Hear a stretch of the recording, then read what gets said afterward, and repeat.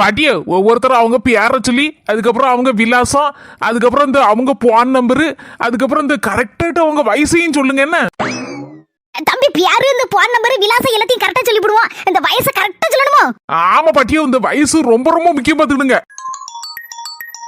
மர்மலா சொல்லு. இதே கவர்மெண்ட்ல இருந்து ஒரு ஆளு தெருவா கணக்கெடுக்க வந்துட்டு இருக்காரு. இந்த வயசை சரியா சொல்லுங்க. என்ன இத பாருங்க, உங்க பியார் தப்பா சொன்னாலும் சரிதான், அட்ரஸ் தப்பா கொடுத்தாலும் சரிதான், போன் நம்பர் தலைகளை கொடுத்தாலும் சரிதான், வயசை மட்டும் கரெக்டா சொல்லிருங்க. இந்த பாருங்க, கரெக்டா சொல்லிருங்க. மர்மலா, நான் பொல்லாதவளா இருவேன். தேவையில்லாம ஏதாவது விஷயத்துல தலையிடாத. எனக்கு தெரியும் எப்படி கொடுக்கணும்னு. அதெல்லாம் சரியா கொடுப்பேன். பாரு, நீ கல்யாண வீட்டுக்கு தானே கிளம்புற, போய்கிட்டே ஏறி போனவை என் மாமியா கிட்டையும் சொல்லிட்டு இந்த வயசை கரெக்டா கொடுக்கணுமான்னு கிளவி எனக்கு என்னவான்னு சொல்லி தொலைச்சிரும். கிளம்பி போன வச்சுட்டு ஏன்னு போட்டு நம்ம சொல்ல கேட்கவா செய்யுது. தம்பி, என் பேரு செல்ல தாயி, வயசு 39.4. என்ன என் பேரு பஞ்சவர்ணம், பஞ்சு மில்ல சொல்லுவாவா? என் வயசு 39.5.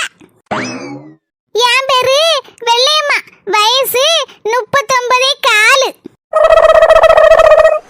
என்னத்துக்கு கணக்கெடுத்தாங்கன்னு தெரியலையே. என் மர்மட்ட கட்டா சரியா இருக்கும். போன் போட்டு கேப்போம். ஹலோ மர்மல, என்னது எதுக்கவா? 60 வயசுக்கு மேல உள்ள ஆள்கள் எல்லாம் இப்பவே கணக்கெடுத்து வரக்கூடிய மே மாசம் வெயில் மண்டே புழக்கும்ல, அப்போ இங்கெல்லாம் இருந்தா சரிப்படாது அவங்க எல்லாம் அப்படின்னு சொல்லிட்டு ஊட்டி கொடைக்கானல் அப்படின்னு ஒரு 15 நாள் டூர் அனுப்ப போறாங்களாம். அங்கே தங்க வச்சு திங்கிறதுக்கு தூங்குறதுக்கு எல்லாம் ஃப்ரீயா கொடுக்க போறாங்களாம். அதனாலதான் சொன்னேன், நீங்க எந்த வயசு கொடுத்தீங்க? இடக்கு மடக்க கொடுத்துருப்பீங்கன்னு நினைக்கிறேன்.